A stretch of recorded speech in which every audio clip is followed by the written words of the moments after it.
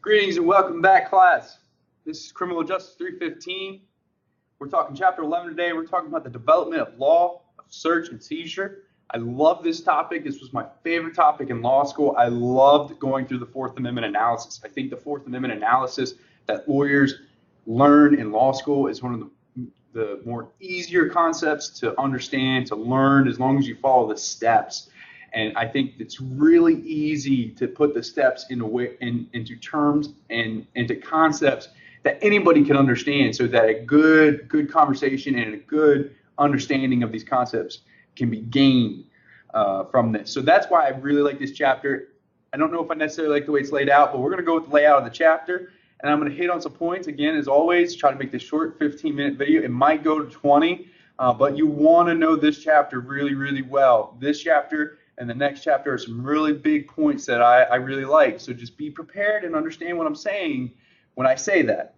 So let's jump right into where we start off here. We're talking about the Fourth Amendment. I'm going to read word for word what the book says, and it's pretty much on point.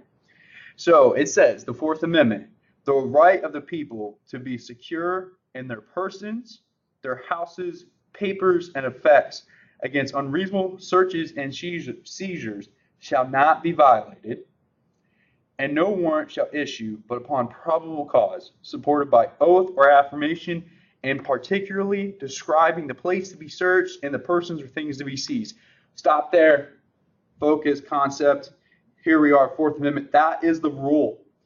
Everything you will learn about the Fourth Amendment, everything that you have practically learned in criminal justice has developed from that text right there.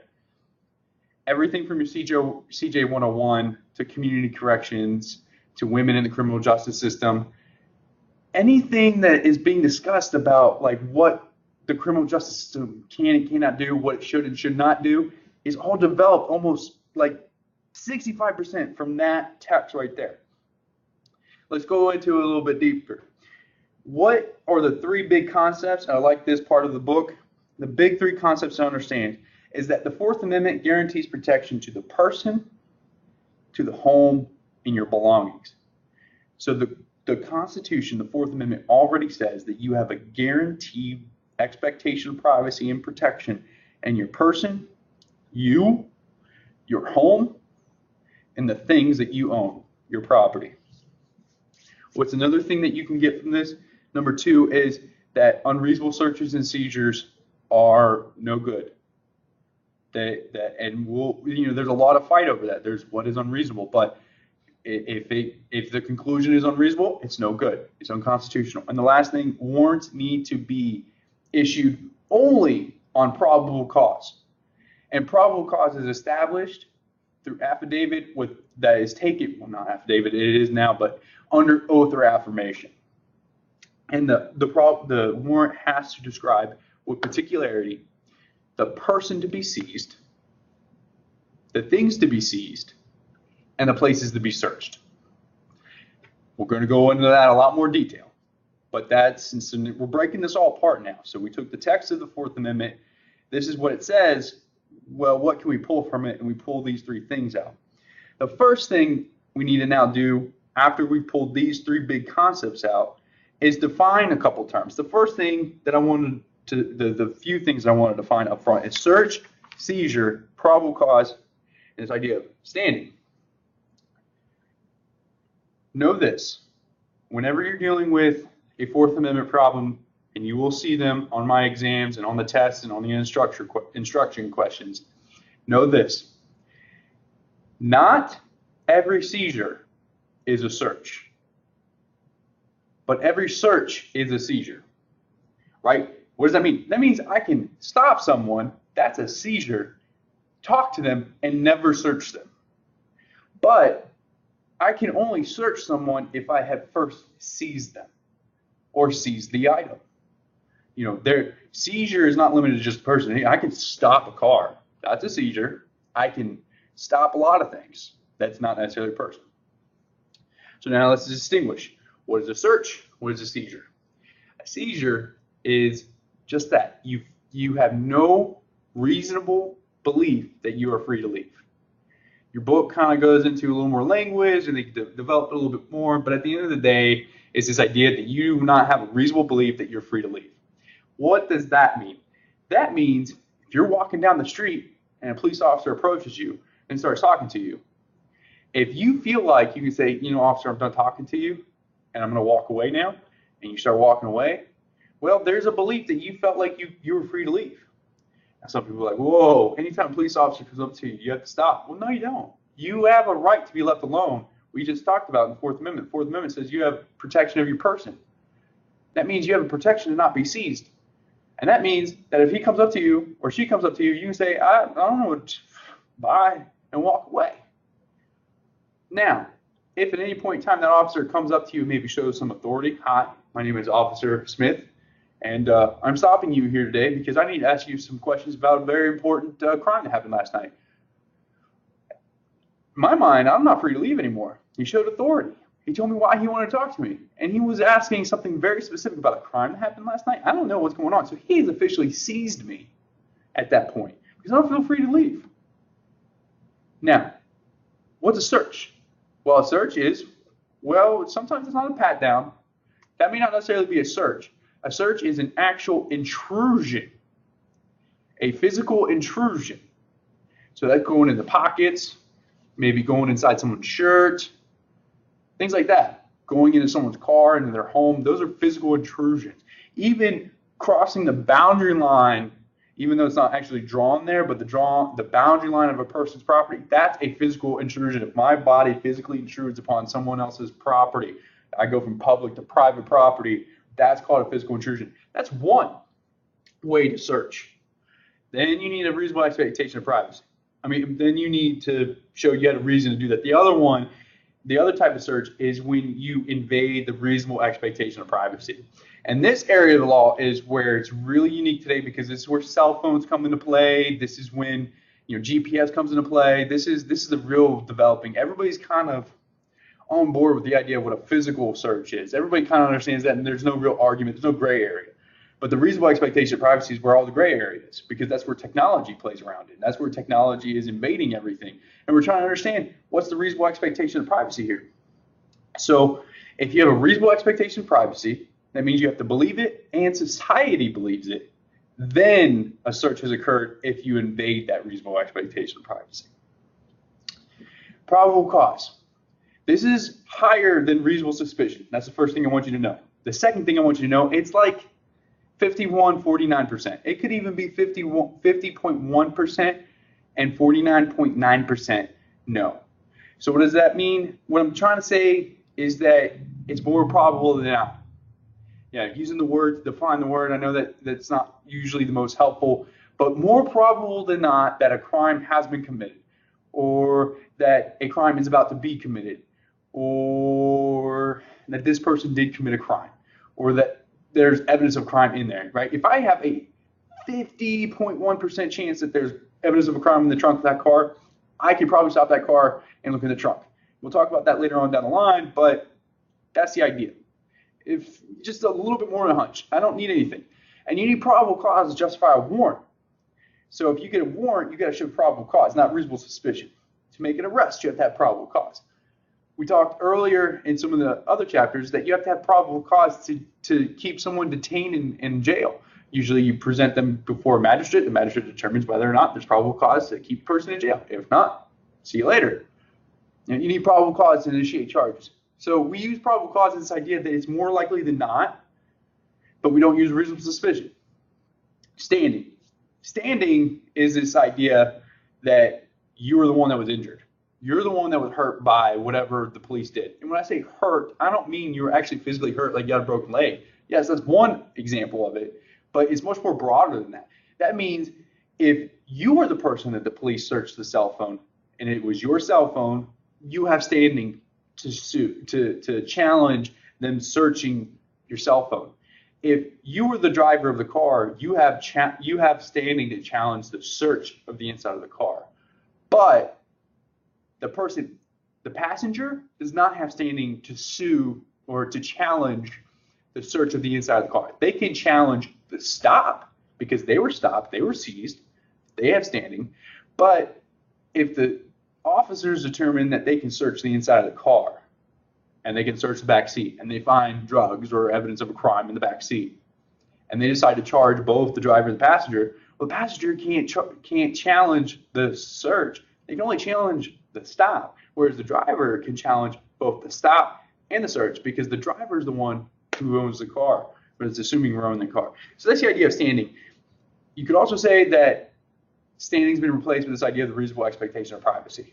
But not everything is about the reasonable expectation of privacy. Your book says it's been replaced. It's not really been replaced. That's a good way to determine whether or not you have standing. But standing is just the idea that you were the one that was injured by whatever the law enforcement authority did. So let's talk about the warrant requirements and understand those. So the warrant requirement is this. Number one, probable cause, right? It needs to be issued, no warrant issued upon probable cause. So that's the first thing you need to have. Then you need to have it done under oath or affirmation. It's usually done with an affidavit. Then you need to describe with particularity. That's a very special legal term, and that just means be very, very specific, as specific as possible. The more specific you are, the better you're going to get. But, drafting a warrant, I've drafted one before. And, it's a craft because you want to be able to draft it in such a way that, I don't want to just be able to search this area of the home, but I want to be able to search this area and any other area that's like this area. So you don't want to be too specific that you kind of shoot yourself in the foot, but you don't want to be so broad that the magistrate denies it.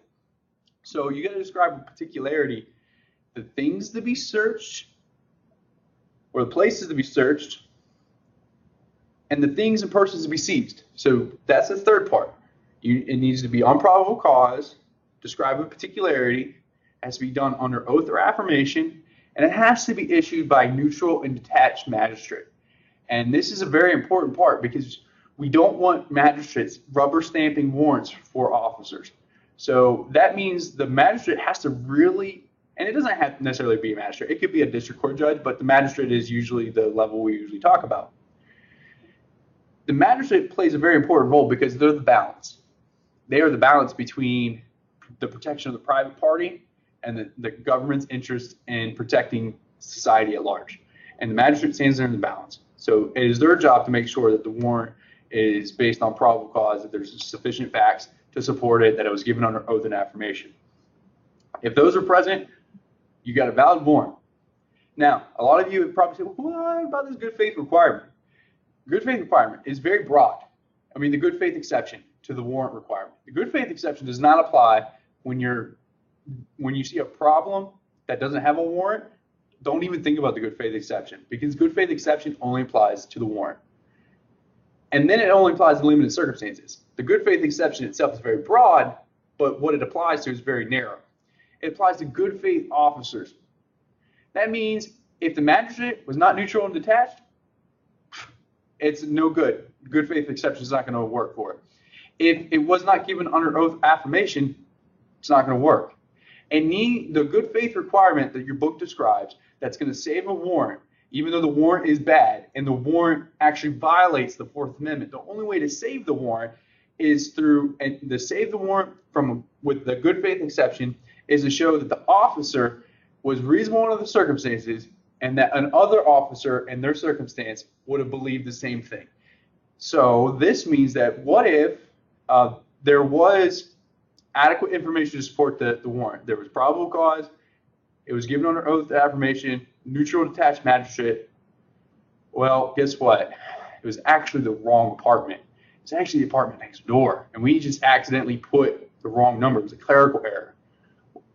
And then guess what? The police actually searched that apartment and they actually found some evidence of a crime, but it wasn't the person because the person they wanted to go and search was actually next door. Well, the Supreme Court of the United States actually said that was okay because you had good faith officers acting on this warrant, and the information wasn't stale. It was a clerical error in the warrant, and except for that one clerical error, everything was good. So the Supreme Court said that was good, and to kind of finish, put the cherry on the top, the officers then went next door and ended up arresting him too because they had a warrant. They had probable cause. They could do that. So they actually turned what was a bad warrant into 2 valid arrests. And all the evidence was admissible in court to convict both of them. So it's very interesting. That's the only way the good faith exception is going to apply is if it's a good faith officer. If the judge is just a rubber stamp and just every warrant stamp moves on, it's no good. So good, it's not going to work. The magistrate actually has to engage in some level of analysis to determine whether or not that warrant is good.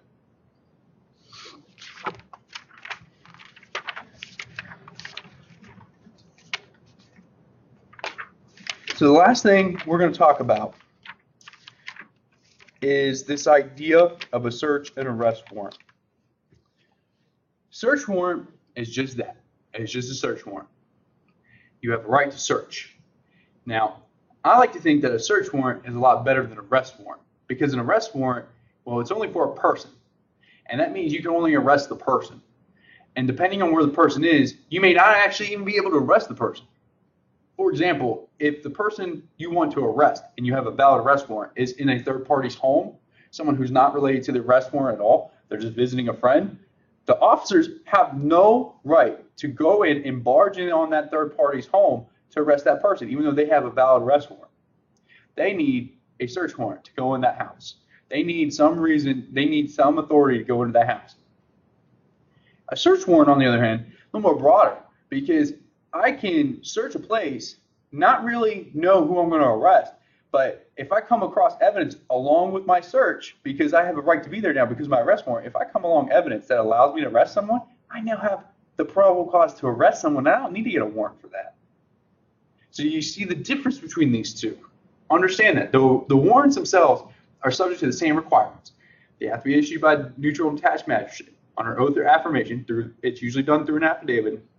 Describes with particularity, right? If it's an arrest warrant, describes with particularity the person to be seized, and that's it.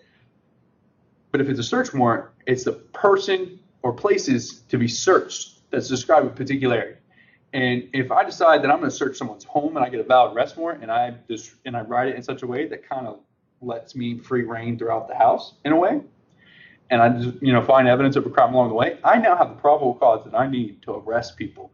And I don't even need the arrest warrant to do it. So the search warrant always kind of carries a little more extra bit of a punch than the arrest warrant, because the arrest warrant is very specific because it's about one person. And with that, I'll try to keep this a little bit shorter. We're going to end our discussion here. You've gotten what you need from me on most of this stuff. There's still a lot more information in here. I want you to know inevitable discovery. I want you to know independent source doctrine. I want you to know the good faith exception in a little more detail. I want you to understand some of these concepts because you will see them again. This was chapter 11. Thank you for watching and taking the time to watch this video, and I'll see you for chapter 12.